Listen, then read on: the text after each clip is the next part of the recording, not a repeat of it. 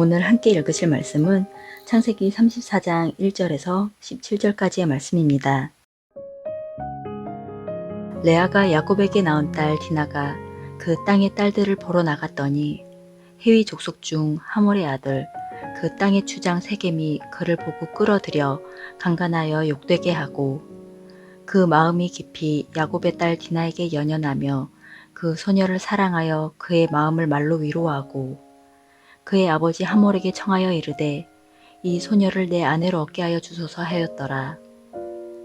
야곱이 그 딸 디나를 그가 더럽혔다 함을 들었으나 자기의 아들들이 들에서 목축함으로 그들이 돌아오기까지 잠잠하였고 세겜의 아버지 하몰은 야곱에게 말하러 왔으며 야곱의 아들들은 들에서 이를 듣고 돌아와서 그들 모두가 근심하고 심히 노하였으니 이는 세겜이 야곱의 딸을 강간하여 이스라엘에게 부끄러운 일 곧 행하지 못할 일을 행하였음이더라. 하몰이 그들에게 이르되 내 아들 세겜이 마음으로 너희 딸을 연연하여 하니 원하건대 그를 세겜에게 주어 아내로 삼게 하라.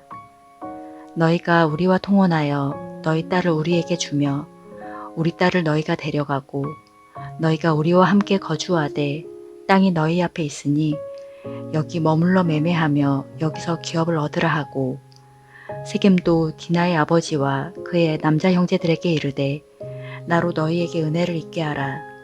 너희가 내게 말하는 것은 내가 다 주리니 이 소녀만 내게 주어 아내가 되게 하라. 아무리 큰 혼수와 예물을 청할지라도 너희가 내게 말한 대로 주리라. 야곱의 아들들이 세겜과 그의 아버지 하몰에게 속여 대답하였으니 이는 세겜이 그 누이 디나를 더럽혔음이라. 야곱의 아들들이 그들에게 말하되 우리는 그리하지 못하겠노라. 할례받지 아니한 사람에게 우리 누이를 줄 수 없노니 이는 우리의 수치가 됨이니라.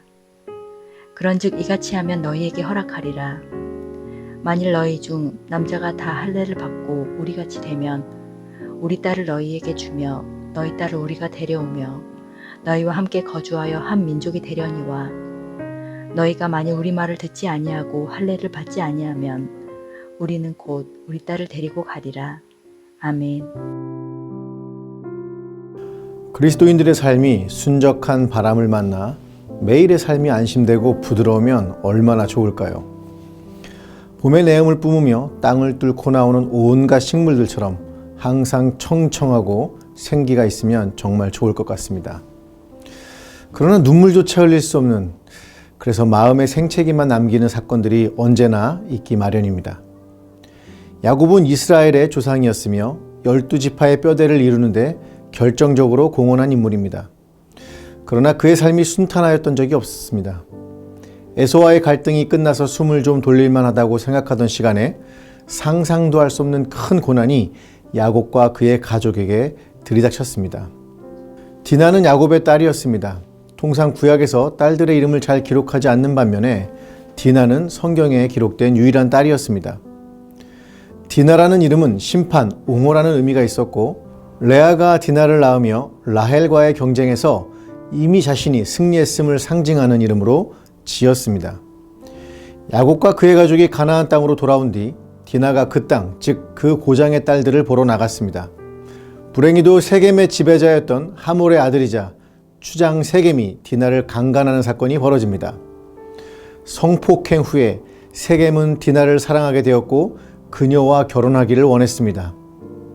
하몰과 세겜의 제안에 대해 야곱의 아들들이 세겜 땅 모든 남자가 할례를 받는다면 조건을 수락하겠다고 속이는 장면이 오늘의 이야기입니다.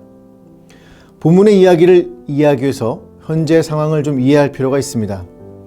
세겜과 하몰이 매우 긍정적으로 묘사될 수 있습니다. 그러나 17절을 보면 야곱의 아들들이 세겜을 향해 너희가 만일 우리 말을 듣지 아니하고 할례를 받지 아니하면 우리는 곧 우리 딸을 데리고 가리라고 말하고 있습니다. 현재 디나가 하몰과 세겜에게 있다는 말입니다. 성폭행 후에 가족에게 돌아간 것이 아니라 그들 손에 있었다면 하몰과 세겜은 제안을 한 것이 아니라 협박이 아니었을까 하는 생각을 해볼 수도 있습니다. 그래서 형제들이 세겜을 속일 수밖에 없었던 것이었죠. 그리고 그들이 제안한 것이 무엇인지를 조금 보면 매우 의아합니다. 너희가 우리와 통혼하여 너희 딸을 우리에게 주며 우리 딸을 너희가 데려가고 라는 이야기는 신명기 7장 3절에서 이방의 사람들과 혼인도 하지 말고 딸들도 주지도 얻지도 말라는 하나님의 명령과 반대되는 일입니다. 야곱은 이러한 상황에서 침묵으로 일관합니다. 딸의 성폭행에 대한 것뿐만 아니라 통혼에 대한 이야기가 나왔을 때에도 야곱은 하나님의 뜻이 무엇인지에 대해 전혀 언급하지 않습니다. 아마도 아들들은 매우 화가 난 것 같습니다. 아버지의 딸이라는 표현을 사용하지 않고 우리 누이라는 표현을 씀으로써 침묵하고 아무런 행동도 하지 않는 아버지에 대한 불편한 심기를 숨기지 않았습니다. 저는 이 이야기를 보면서 왜 이런 일이 발생했을까라는 질문이 머리에서 떠나지 않았습니다. 그러다가 35장을 보면서 조금씩 의문이 풀렸습니다. 35장을 보면 세겜 사람들이 대량 학살을 당한 후 야곱은 어디론가 이동을 합니다. 다름 아닌 베델이었습니다. 베델로 올라가서 그는 제단을 쌓으려 하였으며 이방 신상들을 땅에 묻어버렸습니다. 야곱이 가나안 땅에 들어와서 평안한 동안 하나님을 위한 제단도 쌓지 않았고 이방의 신상들을 소유하고 있었던 것을 알 수 있습니다. 야곱은 하나님을 잊고 살았습니다. 야곱은 브엘셀바에서 하란으로 향하던 시기에 하나님을 만나고 베개였던 돌을 가져다가 기둥을 세우고 그 위에 기름을 붓고 베델에서 했던 서원을 잊어버렸습니다. 삼촌의 집에서 나타나 돌아가라고 말씀하시던 베델의 하나님을 기억하지 못하고 우상을 소유하며 살았습니다. 하나님께 제사도 예배도 드리지 않고 살았습니다. 베델의 하나님을 떠나 자신의 힘으로 살아가는 환경 속으로 들어갔습니다. 가족들이 하나님 앞에 설 수 있도록 노력도 하지 않았습니다. 적절하게 타협하고 체면을 유지해가며 넉넉한 재산을 가지고 살아갔습니다. 그리고 결국 하나님 없는 세상 속에서 끔찍한 일을 당하게 됩니다. 저는 야곱의 이 모습이 혹시 내 모습은 아닌가라는 생각이 들었습니다.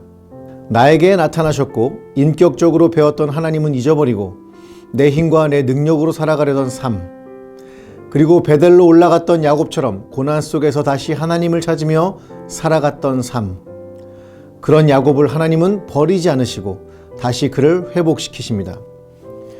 요한일서 2장 28절은 우리에게 이렇게 위로하여 주고 있습니다. 자녀들아, 이제 그의 안에 거하라. 이제 주께서 나타나신 바 되면 그가 강림하실 때 우리로 담대함을 얻어 그 앞에서 부끄럽지 않게 하려 함이라. 우리는 주님을 버려도 그분은 우리를 버리지 않습니다. 기도하시겠습니다. 우리의 삶을 핑계로 하나님을 잊고 사는 것을 당연하게 생각했던 마음을 용서해 주세요. 야곱처럼 서원과 하나님의 축복과 은혜를 경험하고도 베델을 잊어버린 신앙인이 되지 않게 해주시고 주님과 했던 모든 약속을 기억하게 해주세요. 신앙이 회복되게 하시고 사랑하는 주님을 더욱 경험할 수 있도록 축복해 주세요. 예수님의 이름으로 기도드립니다. 아멘.